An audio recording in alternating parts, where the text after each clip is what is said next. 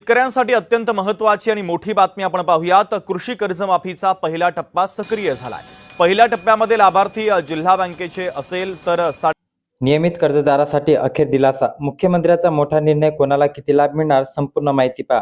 राज्य सरकारने शेतकऱ्यांना मोठा दिलासा दिलाय। नियमितपणे पीक कर्ज फेडणाऱ्या शेतकऱ्यांना याचा फायदा होणार आहे। अल्पमुदत पीक कर्जाची पूर्णतः परतफेड केलेल्या शेतकऱ्यांना पीक कर्जाची रकमेवर जास्त पीक कर्ज मिळणार आहे।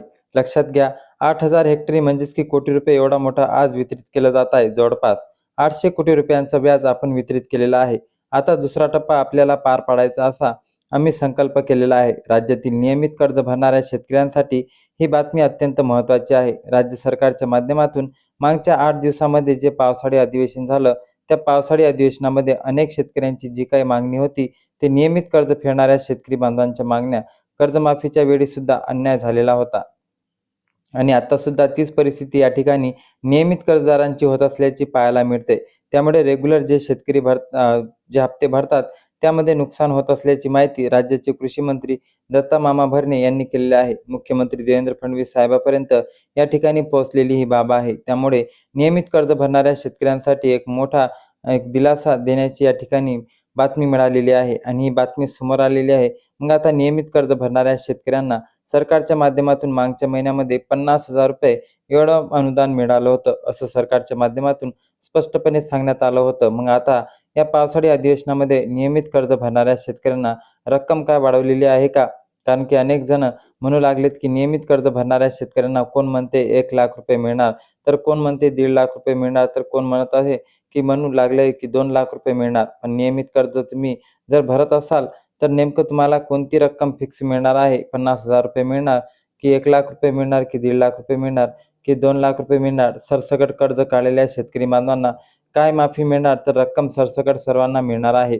याबद्दलची महत्त्वाची ही बातमी या ठिकाणी आता समोर आलेली आहे। त्यामुळे शेतकरी बांधवांनो, तुम्ही जर नियमित कर्ज भरणाऱ्या शेतकऱ्यांपैकी असाल तर नेमकं तुमच्याबद्दल काय काय 5 निर्णय घेण्यात आलेले आहे, मुख्यमंत्री साहेबांनी नेमका आज काय सांगितलेलं आहे, हे पण आपण पाहणं तेवढंच महत्त्वाचं आहे आणि हेच आपण या व्हिडिओच्या माध्यमातून आता सविस्तरपणे बघणार आहोत। नियमित कर्ज भरणाऱ्या शेतकऱ्यावर सतत अन्याय झालेला आहे। हा कर्जमाफीच्या बाबतीत या ठिकाणी मोठा विषय आहे, पण आता अन्याय सुद्धा या ठिकाणी याच वर्षी सुद्धा होण्याची दक्षता। आता नेमकं अन्याय कोणता आणि त्या कोणत्या ठिकाणी आता या ठिकाणी झालाय, हे व्हिडिओच्या माध्यमातून बघायचं आहे। त्यानंतर अजित नवले यांनी किसान सभेच्या माध्यमातून राज्यव्यापी आंदोलन करण्याचं ठरवले आणि या नियमित कर्जदारांना सुद्धा 2,00,000 रुपयांची रक्कम मिळवून देणार, असं या ठिकाणी त्यांनी सांगितले। मग लक्षात घ्या की आता त्यानंतर आपली नमो शेतकरी योजना याचा लाभ 4 महिन्यापासून शेतकरी बांधवापर्यंत या ठिकाणी पोहोचलेला नाही।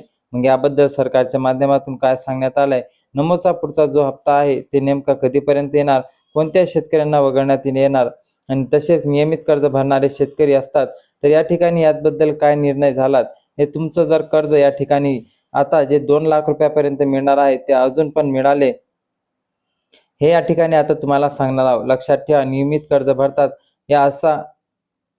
शेतकरी, याचा अर्थ असा काय सांगणार नाहीत की लय